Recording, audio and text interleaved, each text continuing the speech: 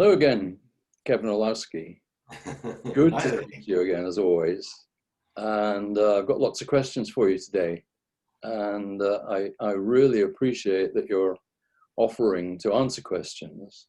And there could be a lot of these. I think we should be thinking about doing a series of question and answers, because you give us a lot of information. And a lot of it begs questions. You know, people are going to ask all sorts of questions. And I think the thing is that you give us so much that people have not heard before. And also a lot that people can't kind of verify for themselves. And where would they go to verify it? Because the mainstream media and mainstream science, mainstream academia doesn't talk about the kind of things that you're telling us. So it's all up to you, really. That's funny. That's great. And it's almost difficult to know where to start, but I suppose the place to start is at the beginning, really. You know, in fact, in the videos that you've been producing in the last few months, you haven't given us sort of the background, really, to what I'm calling magnetic energy to heal the planet, because that's what your website has been called all these years. Right, right. And as you've said in one of the videos, a lot of the material on the original site doesn't appear there nowadays. Right. But I think could you give us, you know, a good background, really, and sort of how you fit into it and the story. Well, what's the story? Sure. So let me just say real quick that the magnetic energy model is it reinterprets our reality from a completely different angle than what we're used to, and I think that presents quite a challenge, especially to academia, like to scientists, because we're literally saying that everything they've been taught their whole lives is essentially wrong. And that is a very hard thing. And even when you present proof, and we've seen this personally, even when you present someone with proof that the magnetic energy technology is real and that the principles behind it are accurate, it produces a whole series of reactions, especially in scientists, that everything from just flat out denial to anger to rage to just wanting to completely walk away or destroy the unit or whatever they want to do. And it produces all these reactions. And I think part of the reason I'm trying to produce videos on all these different topics is that it kind of gives the spiritual, the metaphysical, the paranormal side of it, like all these different sides of magnetic energy. So it's not simply trying to drill into, oh, this is just pure science and engineering, and let me just try to shove this down, you know, an engineer's throat or a scientist's throat. That's not the point of it. The point of this, like we've been discussing, is to bring the heart energy into this paradigm, into this model, and really do our best to not only have compassion for scientists, because think about it, if you spent your whole life learning something and you know for sure, and this is leading into my story, and you know for 100% sure that that's how things work, and then you find out, whoa, that's not how things work, it is really hard to grasp that. Yeah, you've got to have compassion, really, for yes. So many. That's right. We have to have compassion. We have to have compassion for everyone, including the scientists that will ridicule this technology, that have ridiculed it, that said it's all complete BS. We still have to have compassion for them, because the thing is, it's not easy to accept something is completely different than everything you've paid for, your school, your grad school, everything. I mean, it's so back in the 70s and 80s, when we first started working with the technology, we were making progress. We were muddling along, essentially. We were learning things. We were learning some valuable things. The units were fascinating. They're working. And like a lot of things, there's a lot of speculation as to, like, why is that really running? How is that really working? You know, and to try to fit it into a conventional framework, was almost impossible. It was like, well, wait a minute, regular electrical engineering principles just simply cannot explain what's happening here. So we're muddling along, and then something extraordinary happened. And I still don't know why it happened. I don't know if this was contracted out, that we had this was a prearranged situation previous to this incarnation, which that's what I suspect it was, of course, from the point of view I'm coming from. But for whatever it is, beings, angelic beings of light and love, tremendous love, they came to us not only in astral realm, but in waking astral projection experiences and in physical reality. They came to us and basically said, we're going to help you work on this technology. We are going to help, because their love for humanity and their love for the planet was so off the charts. I mean, what else do you want to call it? It was a super high vibration. People would say it was angelic, it was divine, it was heavenly. It was an experience that was, and it went on for years. So, and of course, you know, from our point of view, we absolutely, it was kind of a no-brainer. It wasn't a matter of, oh, we don't want your help. You know? At that point, it was kind of like, oh, really? You think we're going to refuse this? I mean, they're blowing our minds. So they started essentially with communicating about the actual units, mistakes that were being made on the units, how to fix those mistakes, very detailed technical information. And then what they made sure of is that we verified the information we were getting from them. So we essentially, if you want to use the word, we proved that what they were giving us was accurate.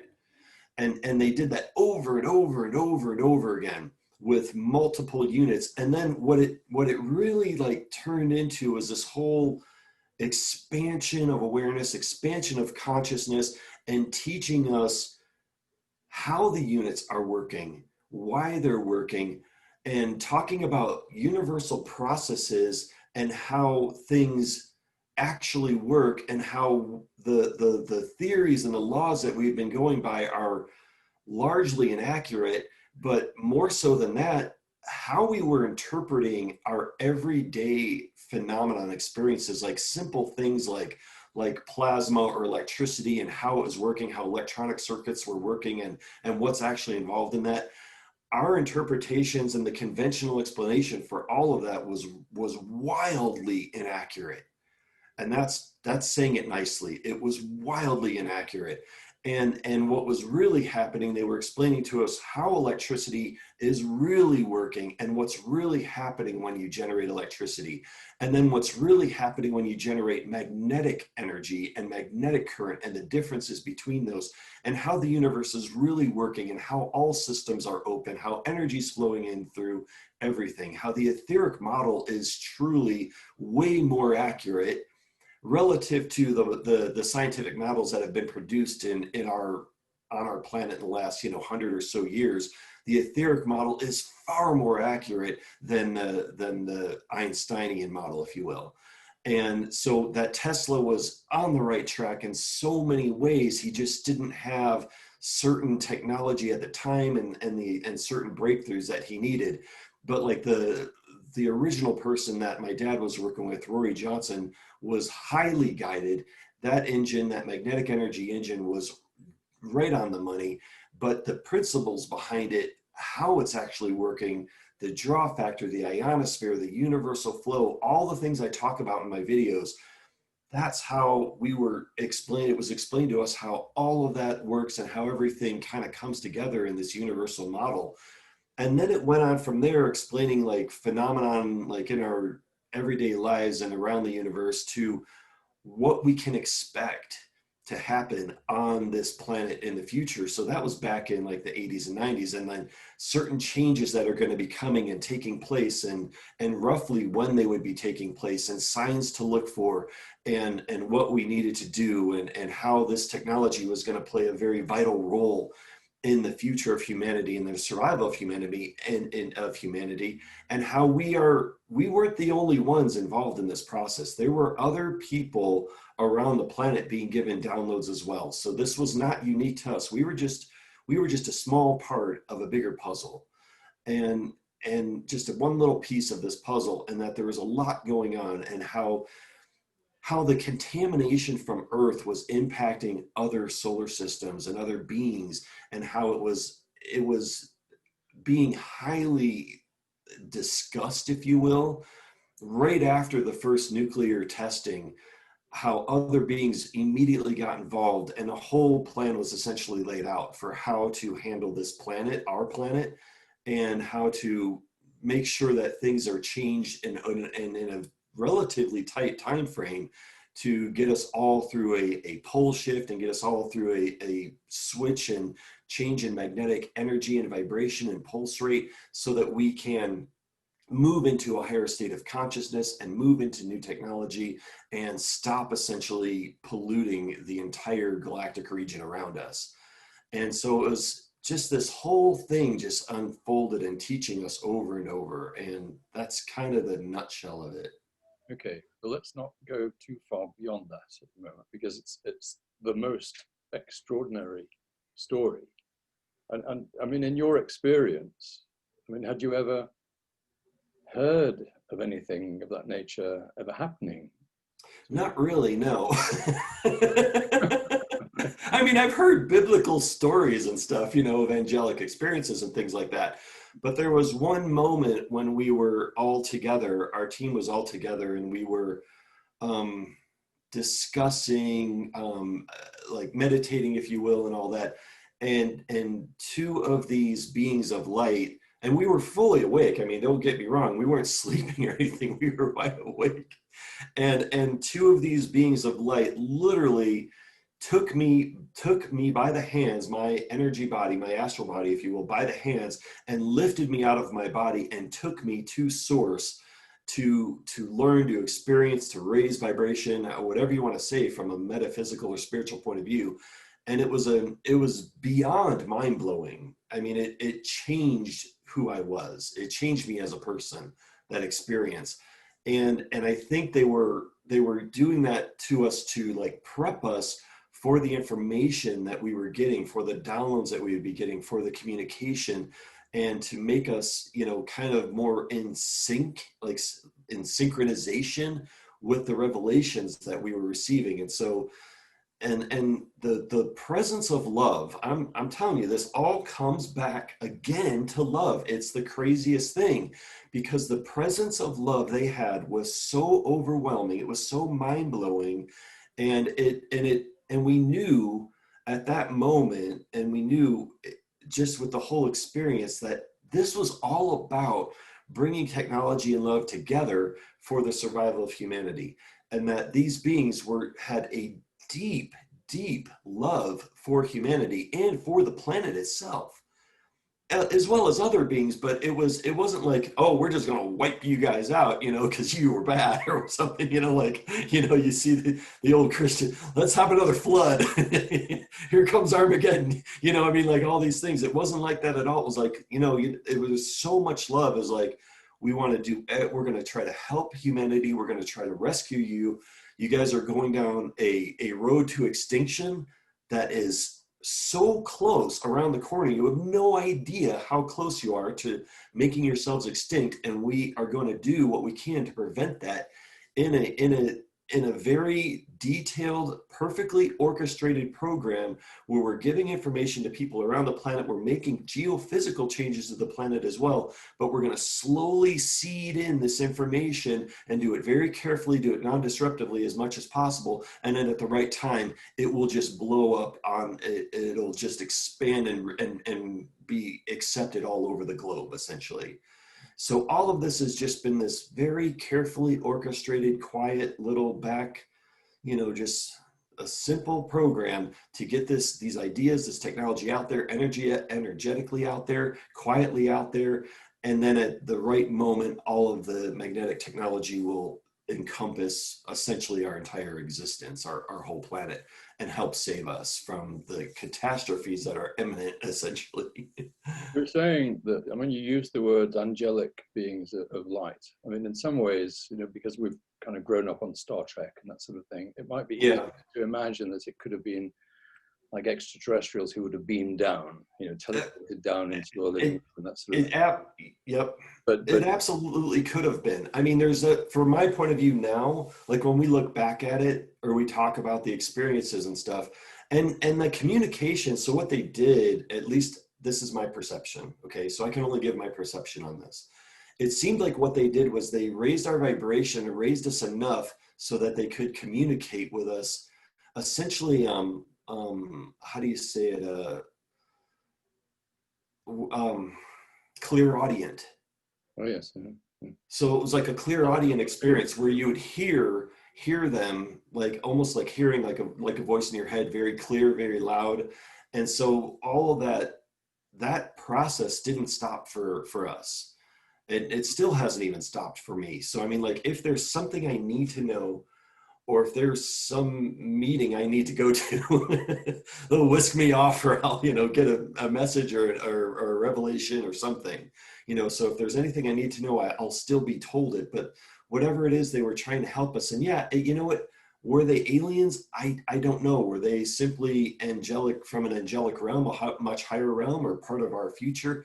I don't know. All I know is that their presence was like pure love, pure light, and they made it very clear that they had the highest of intentions for humanity and for the planet.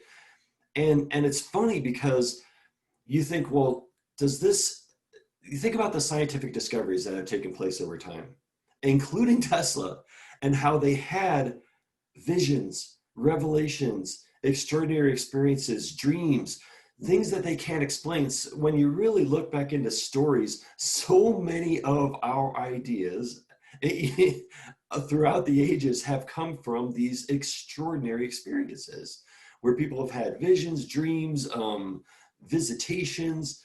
I even know people right now in my personal life that are brilliant scientists that literally have had so many of their ideas come from those type of experiences. And I guess what the point I'm making is that it's not totally crazy to have those experiences, and that there's a lot of interconnectivity between us and higher realms and other beings, and we're in an open system. And when you start thinking in terms of magnetic energy, I mean, they're right next door, you know. So because we have this isolation, like the earth is so far away from everything that it's impossible to have any communication with other beings. But from a magnetic energy point of view, it's the exact opposite. We're right next door to each other. I mean, they're literally a seconds away, you know. So it's when you talk about other scientists through the ages who've had these kind of revelations and so on, I mean, you're talking there about how there will be other beings who would kind of use the word interfere with the evolution of humanity and so on. Usually perhaps it's in a positive way, but it's nevertheless it's sort of pushing us along, pushing us along, whatever. But let's see if we can get this in the right kind of perspective. What you were saying was that the beings who came to you were saying that if you don't get your act together, humanity is going to destroy itself. Right. That we're in very deep doo-doo. Very deep doo-doo. And that we have to change and get our acts together like quick, like fast, you know, within decades, you know, relative to a larger time frame. Yeah, so there was absolutely huge significance to this, what was happening. Yeah, well, they said there was huge significance from their point of view of what we felt like, or what we were being told, or what we were being communicated. That was the perspective that they were bringing to us. We weren't really thinking that way. We weren't really thinking, oh my God, humanity's doomed. I mean, as far as we could tell, everything seemed fine, you know, other than all the normal issues, you know, like the little wars here and there and all the, you know, scarcity and all the BS around the planet. But we weren't really thinking in terms of like extinction. But I mean, they were literally like bringing the word up extinction, like we're getting so close to extinction that there have to be major changes that take place. So. No, you were saying we. Now, who was we? Who was involved at that stage? Oh, just our core team at that time. And I, for security reasons, I can't even name the people on that team at this point because I can't say their names. You must Because have it's been pretty enough. young at that stage, were you? I was pretty young. Yeah, I was a teenager. So, Yeah. Uh-huh. but I gravitated toward all of this since I was a child. I worked with my dad on this stuff since I was young, even a child. And I grew up working in labs and shops and worked with my dad all the time on this. And then when the magnetic energy technology came into the picture, I was absolutely gravitated to it and just worked with him very closely on it from the get-go. So it was something that I was very closely involved with, and for whatever reason I resonated very, very much with it. So All the detailed information you got about how to build these units, I mean, mhm. you'd started off pretty much from scratch, had you? Well, not entirely from scratch because we already had working units. So I mean, we already had the proof and this right in front of us at that point. So I mean, like, but the difference is though what they brought to the table, like we just had the little baby first step to what was happening, and what they brought to the table was exponentially way more profound and way greater than anything we could have even dreamed of. I mean, like it was off the charts basically. And we had no idea. I mean, and my dad, we would laugh about it for years. We had absolutely no idea what we were getting into. um you know, But they we were were giving you all sorts of highly technical, detailed. highly technical details, technical processes, the mechanical processes involved, how pulse rates and the anti-gravity concepts and all of that play into the units, how every little concept that I talk about on the videos and I've written about on the websites and stuff, every little thing, pretty much all those higher level concepts, we were taught pretty much all of that stuff. Because before that, the concepts that we had, we were barely muddling along with trying to even grasp how on earth are the units even working? Like, how do they even function? And so, they just took it to the whole next level and said, this is how this works. This is how these function. This is what you're doing wrong. This is what you need to change. This is what will make it better. And I mean, I'm talking down to details. You're at 0.25, it needs to be 0.28. Like, I mean, we're talking details, like just ridiculous level of detail. And I mean, everything down to that coil is being wound too tightly. You have to, that will constrict the flow for this particular process. You have to you can't use a professional winding device. You have to wind that by hand or make your settings so that is a loose coil. That has to be a loose coil. Otherwise the polarities will not work properly on that coil. Just like ridiculous levels of detail. You didn't have these beings kind of looking over your shoulder while you were working. I'm sure they were, and it would be funny if we ever get to revisit that. If you could, see them, they're probably standing over there going, "Oh, they just don't get it." Another mistake, another mistake. I was like, "Oh, these guys." And one of the biggest challenges of the whole process was, and it was this whole thing over and over, was you have to stop thinking electrically. You have to stop trying to incorporate all of these ideas into the electrical paradigm, because that's the problem. The electrical paradigm is the problem. And you have to move beyond that. You have to let go of all the things that you know as facts about electricity and how things work and how that really, how that runs the universe. That's all the problem. And yes, it does work, but it works at such a high cost, and such a cost to the planet and to humanity and beyond, that it's not sustainable. Electricity is not a sustainable power source. We were told that over and over. You have to stop with this. You don't think about using the magnetic units to make more electricity. because that's the first thing we all, we would think, oh my God, think about how many megawatts you could generate with this unit. My goodness, we'll just hook this thing right up to the grid. We're going to power the whole damn neighborhood with this thing. No, they're like, no, what are you doing? That's not the point of any of this. Stop that. You have to stop thinking electrically.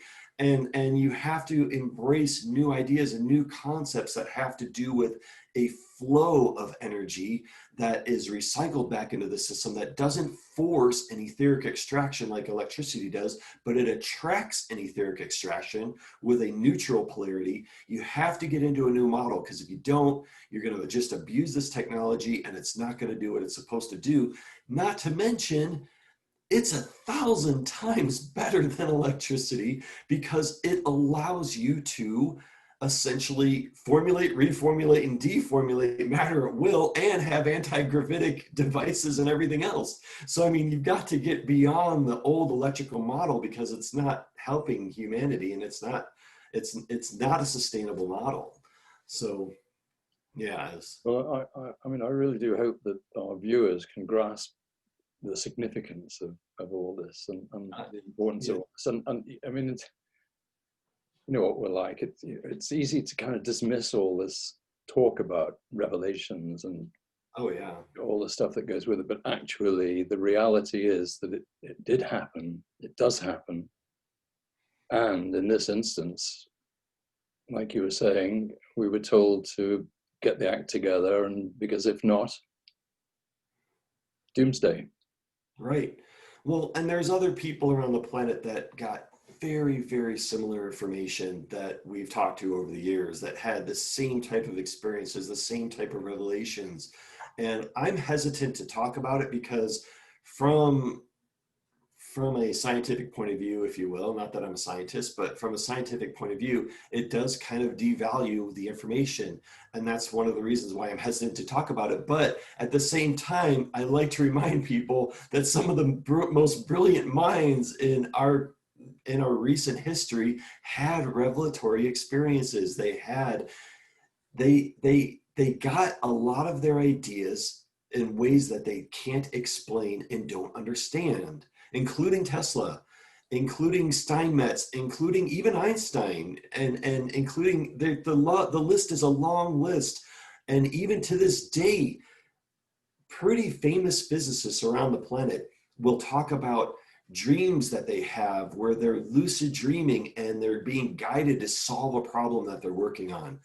And they don't know exactly how it all works, but they're being guided and they're getting extraordinary information that they didn't just simply get through trial and error in a lab. They came in with the solution to work. They came to work with the solution. I mean, they got it while they were lucid dreaming or astral projecting or whatever you want to call it. They had an experience, they had a visitation, they had a revelation. And it's more common than people think, but people don't like to talk about it. And I understand, because you don't want to be ridiculed. And like, oh God, another whack. It does actually seem to be something of a kind of general principle that when one reaches a stage of, should we say, expertise or commitment to a particular thing. I mean, people like singer-songwriters will say that they heard the melody in their dream, or they heard a lyric somehow, it just came to them somehow. Yes. And and artists will say, this image just came to me, and it somehow that there is some sort of connection, for sure, between ourselves and the universe. That's right. Life. We're so highly connected on so many levels with higher beings, with angelic, if you want, angelic beings, higher consciousness. I mean, we're connected all the time. It's just a matter of how open are we to it. I mean, the magnetic energy technology, it was made so clear to us, this is a heart-centered, love-based technology. This is like heart stuff. The electrical stuff is more like head stuff, where you're trying to really hard to logically, rationally believe in something that doesn't necessarily resonate great in your heart, but you're seeing these results and you're seeing this, electrical things working and running, but it's not really resonating great in your heart. But we've learned as humanity to kind of tune out tune out our hearts and to ignore that energy. The magnetic energy is all about the heart. It's all about love. It's all about expanding that awareness. And I mean, you want to talk about the electricity is like just a beautiful example of patriarchy at its best, pure raw masculine, forcing nature to bend at your will energy. And the magnetic energy is kind of like the return of the goddess energy, the balance of it, and like bringing that balance together so that we can have a more balanced humanity where we embrace our divine feminine side as well as our masculine side and bring the best of both worlds together and stop pushing the goddess off to the back, and think we're going to rule the world and rule nature with atomic bombs and electricity. Let's bring it all back together and bring love back into the equation. And so you can kind of get the idea. You were saying that all of this was going on in the 70s and the 80s. Mostly 80s and 90s. And then still even into the 2000s. So and these beings were talking about the urgency of of getting our act together. Yeah. And that's now what, 3 decades ago. Yeah. Well, and they made it clear that their time frame is a lot different, because when we think urgency, I'm like, you mean by like next month?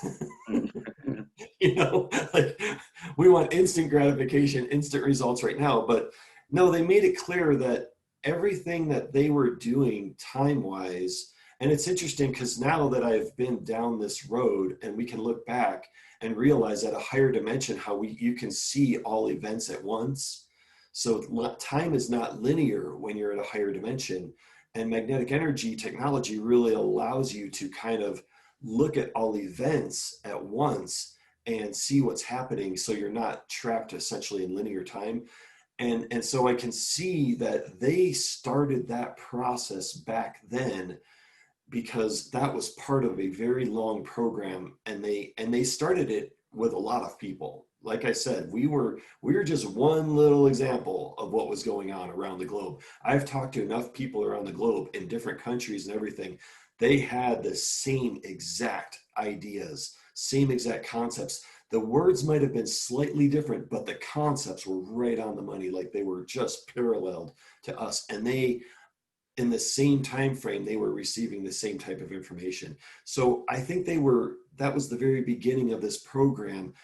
And when they say the urgency is there, I think they were thinking in terms of decades. But it's also, though, that this decade that we're entering into, this kind of, from what my understanding and what I've been told, if you will, that this is the decade of transformation. We're entering into it right now. This is very, very pivotal on this planet, this next decade. So that was all essentially warm up and getting things prepared, getting things in place. And it got to that point where, okay, everything is locked in, everything's in place. Now it's just a matter of it unfolding and being executed. And so it's, yeah, been developing quietly in the background over the last 30, 40 years, or what? I mean, it seems to have gone sort of fairly quiet until fairly recently, when you've started doing these videos. I mean, is it just because you feel that the time now is right to be bringing?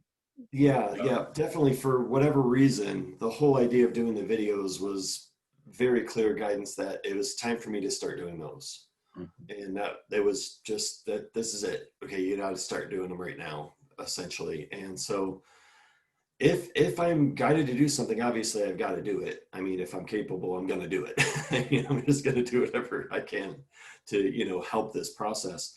And so, yeah, we'll see what's going to unfold from there. As far as the technology goes, there's been, I often talk about this, that there's top secret programs, there's government programs, there's black ops programs that have this technology. They've had it for a long time.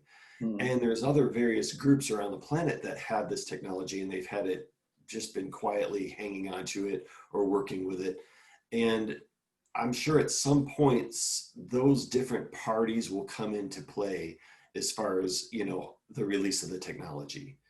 And so but I'm just going to continue to do whatever it is I'm guided to do.